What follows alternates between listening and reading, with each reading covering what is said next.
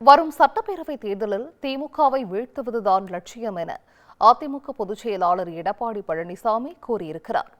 மக்களை காப்போம், தமிழகத்தை மீட்போம் என்ற தலைப்பில் தமிழகம் முழுவதும் எடப்பாடி பழனிசாமி சுற்றுப்பயணம் மேற்கொண்டு வருகிறார். செங்கல்பட்டு மாவட்டம் திருப்போரூரில் பேசிய அவர், அதிமுக ஆட்சிக்கு வந்தால் ஊரக விலை உறுதியளிப்பு திட்டம் 150 நாட்களாக உயர்த்தப்படும் என்றார்.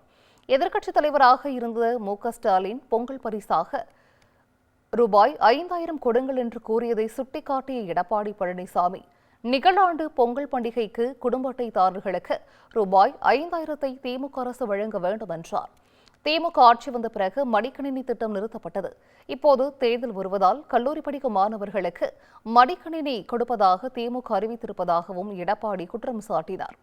தமிழ்நாட்டு மக்கள் அனைவரையும் கடன்காரர்களாக திமுக மாற்றிவிட்டதாக குற்றம் சாட்டிய அவர், கடந்த 5 ஆண்டுகளில் 5 லட்சம் கோடி ரூபாய் வரை கடன் வாங்கிய முதன்மை மாநிலம் தமிழ்நாடுதான் என்று விமர்சித்தார்.